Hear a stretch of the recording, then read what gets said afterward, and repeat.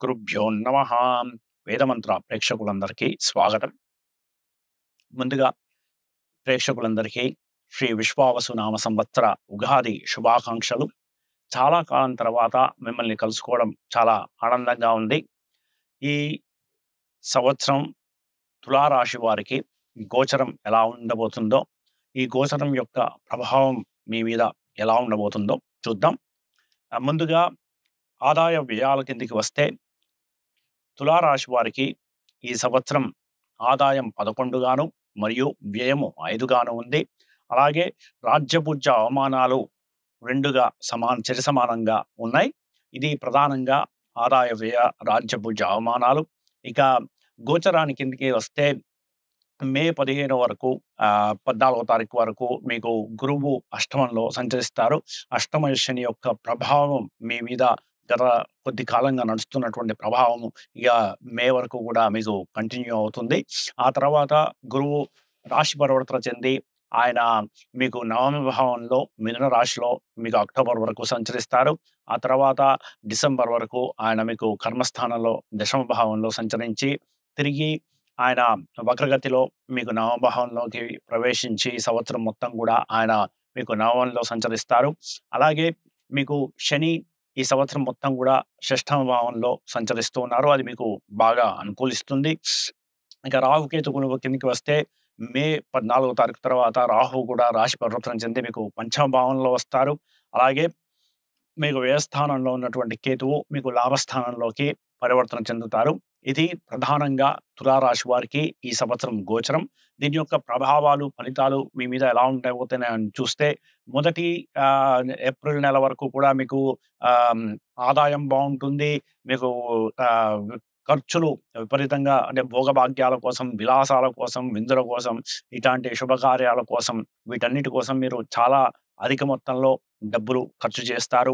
ఇతరులని ఆకర్షించడానికి, మీ గొప్పలు చాటుకోవడానికి మీకు ఏదో రకమైనటువంటి ఖర్చు రావడం, మీకు అప్పులు పెరగడం, ఏదో ఒక విషయం మీద మీరు అప్పులు చేయాల్సి రావడం, మీకు అప్పులు రావడం, ఇది ప్రధానంగా మీకు గోచరం సూచిస్తున్నది.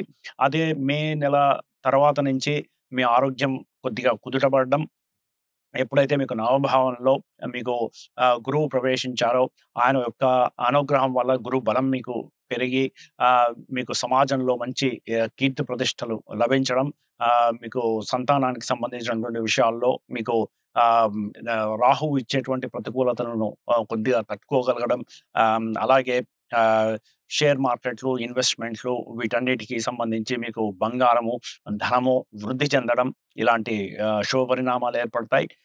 సమాజంలో మీకు మంచి కీర్తి ప్రతిష్టలు లభిస్తాయి. అలాగే గురువు ఎప్పుడైతే మీకు ఆయన కర్మస్థానంలోకి ప్రవేశిస్తారో మీకు మంచి ప్రమోషన్స్కి కానీ, మంచి స్థానచలనాలకి వీటన్నిటికీ కూడా మీకు మంచి అవకాశం ఉన్నది.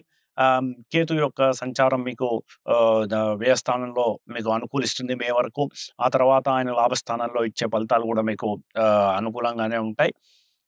ఇక మీ రాష్ట్రాధిపతి ఏప్రిల్ 14వ తర్వాత మీరు ఆయన మీనరాశిలో ఎప్పుడైతే ఈ యొక్క మనకి యుతి ఏర్పడుతున్నది శనితోని, రాహువుతోని కలిసి మీ రాష్ట్రాధిపతి అయినటువంటి శుక్రుడు అస్తమించి అక్కడ ఉంటున్నాడు. కాబట్టి దాని యొక్క ప్రభావం వల్ల అనారోగ్య సమస్యలు, మానసికంగా కొంచెం అసంతృప్తి ఇలాంటివన్నీ మీకు ఉండే అవకాశం ఉన్నది.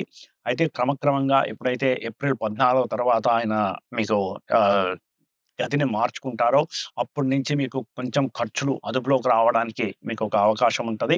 అలాగే మీకు ఆరోగ్యం కూడా కుదుటపడడానికి మీకు అవకాశం ఉంటది. ఇక దాంపత్య జీవితానికి వస్తే మీకు మే తర్వాత నుంచి మీ దాంపత్య జీవితం మెరుగయ్యే అవకాశం ఉన్నది. భాగస్వామ్యాలు లాభిస్తాయి.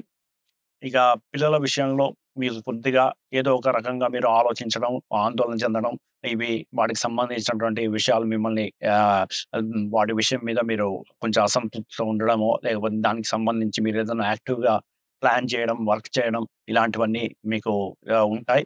కాకపోతే దీనికి ఈ సంవత్సరం మీకు రాహుకి పరిహారాలు చేయించుకోవడం, లేకపోతే శివారాధన, దేవాలయాల సందర్శన ఇవన్నీ కూడా మీకు అదృష్టాన్ని పెంచుతాయి. మీరు ధర్మ మార్గంలో మీరు నడవడానికి మంచి అవకాశాలు కనిపిస్తున్నాయి. మీరు ధర్మ మార్గంలో నడిచి దాన ధర్మాలు చేయడం ఇలాంటివన్నీ కూడా మీ అదృష్టాన్ని ఈ సంవత్సరం మరింతగా పెంచుతాయి. ఇక ప్రేమికులకు విషయానికి వస్తే మీకు ఎండమావులు కనిపించే అవకాశం ఉన్నది. రాహు యొక్క పరిస్థితి వల్ల మీకు అనేక భ్రాంతులు కలగడం, లేకపోతే తప్పుడు వ్యక్తుల మీద మీరు ప్రేమలో పడడం గానీ, వారికి సంబంధించిన విషయాల్లో మీరు పొలిటికల్ కానీ వన్ సైడ్‌గా మునిగిపోవడమో, ఇలాంటివన్నీ మీకు జరిగే అవకాశం ఉన్నది. ఆ విషయంలో మీరు కొంచెం జాగ్రత్తగా ఉండండి. రాహువు మీకు ప్లేస్‌మెంట్ మీ వ్యక్తిగత జాతకంలో బాగుంటే, ఈ సంవత్సరం మీకు స్పెక్యులేషన్ బాగా కలిసి వచ్చే అవకాశం ఉన్నది. షేర్ మార్కెట్ వీటిల్లో మంచి ధనాదాయం ఉండే అవకాశం ఉన్నది. అదే సమయంలో ఒకవేళ రాహువు గనక మీకు వ్యక్తిగత జాతకంలో గనక అంత బాగాలేకపోతే అప్పుడు మీకు వాటికి సంబంధించినటువంటి విషయాల్లో కొన్ని నష్టాలు ఎదుర్కొనే పరిస్థితులు రావచ్చు. కాబట్టి ఆ విషయంలో మీరు ఆచితూచి ముందుకు కదలండి. సో, మొత్తం మీద చూసుకుంటే తులారాశి వారికి ఈ సంవత్సరం గత సంవత్సరంతో పోల్చుకుంటే బాగుందని చెప్పొచ్చు. ఆర్థికంగా మంచి పురోగతి సాధించడానికి అవకాశాలున్నాయి. ఆర్థిక లాభాలు మీకు కనిపిస్తూ ఉన్నాయి. అలాగే వర్క్ ప్లేస్‌లో మంచి గుర్తింపు, కీర్తి ప్రతిష్టలు రావడం, పాజిటివ్‌గా మీకు గ్రోత్ ఈ సంవత్సరం ఉండే అవకాశాలున్నాయి. వివాహం కాని యువతీ యువకులకి వివాహ ప్రయత్నాలు జరగడానికి, కొలిక్కి రావడానికి మీకు ఈ సంవత్సరం మంచి అవకాశాలు కనిపిస్తున్నాయి. శుభకార్యాలకు మీ కుటుంబ సభ్యులతోని కలిసి మంచి కాలం గడపడానికి, తీర్థయాత్రలకు వీటన్నిటికి కూడా కాలం మీకు అనుకూలంగా ఉన్నది. విదేశీయానాలు చేసే వారికి కొద్దిపాటి సమస్యలు ఉండవచ్చు. ఆ విషయం మీద మీరు అప్రమత్తంగా ఉండాలి. మొత్తం మీద చూసుకుంటే తులారాశి వారికి ఈ సంవత్సరం గత సంవత్సరం కన్నా మెరుగ్గాను, మరిన్ని మంచి అవకాశాలను తీసుకొస్తున్నట్టుగాను చెప్పుకోవచ్చు. ఇది ఈ 25, 26 2 సంవత్సరాల మధ్యలో ఉన్నటువంటి శ్రీ విశ్వావసునామ సంవత్సరంలో తులారాశి వారికి గోచర ఫలితాలు. ఈ వీడియో గనక మీకు నచ్చితే దయచేసి లైక్ చేసి సబ్స్క్రైబ్ చేసుకోండి. మరిన్ని వీడియోలతోని త్వరలోనే తిరిగి కలుద్దాం. అప్పటి వరకు స్వస్తి.